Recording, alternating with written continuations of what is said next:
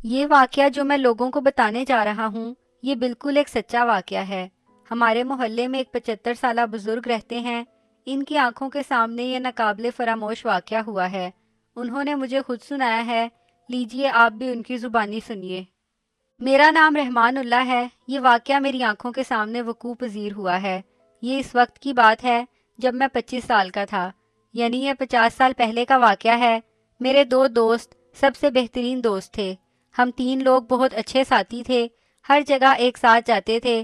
ان میں میرا ایک دوست تھا جس کو جنات قابو کرنے کا بہت شوق تھا۔ اس شوق کو پورا کرنے کے لیے وہ ہر جگہ گیا، ہر عامل کے پاس گیا، لیکن ناکامی کا سامنا کرنا پڑا۔ آخر اسے ایک جنات سے متعلق کتاب ملی۔ اس کتاب میں جنات کو قابو کرنے کا طریقہ لکھا ہوا تھا۔ اس نے وہ کتاب مجھے دکھائی اور کہا کہ یہ 41 دن کا عمل ہے جسے مجھے اکیلے ہی آدھی رات کو کسی سنسان جگہ پر کرنا ہے، اور میں نے اس عمل کو کرنے کے لیے جگہ کا انتخاب بھی کر لیا ہے اور دن کا بھی۔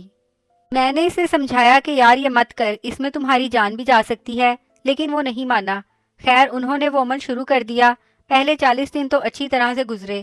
41ویں دن وہ ہمارے پاس آیا اور کہنے لگا، آج آپ دونوں بھی میرے ساتھ چلیں گے، ویسے بھی آج آخری رات ہے، پھر اس کے بعد مزے ہی مزے ہیں۔ ہم نہیں مانے، لیکن اس کی ضد کے سامنے ہم نے ہتھیار ڈال دیے۔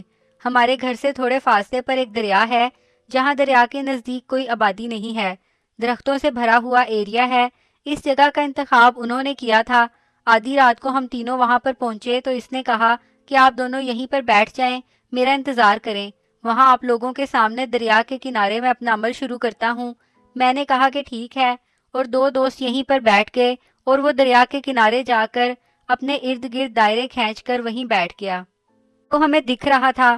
تقریباً 1 گھنٹہ بعد دریا کے دوسرے کنارے 2 لمبے آدمی آئے۔ تقریباً ان کی لمبائی 22 سے 20 فٹ ہوگی۔ جیسے ہی وہ دونوں آئے ہم دونوں ڈر گئے اور ایک دوسرے کے قریب ہو گئے۔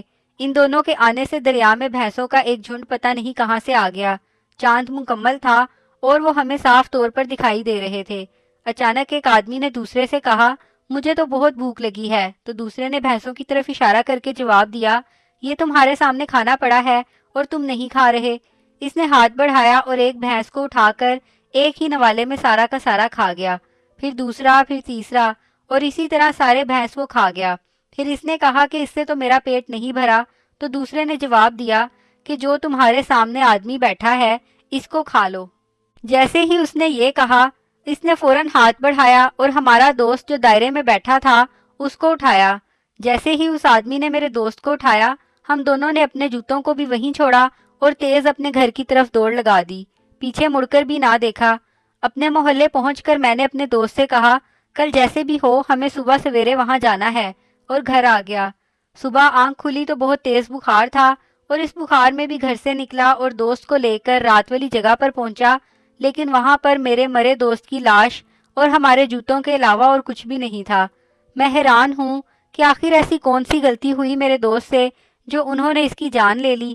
پہلے 40 راتیں تو اچھی طرح سے گزری، لیکن 41ویں رات آخر اس سے ایسا کیا ہوا جس کا جواب مجھے ابھی تک نہ ملا۔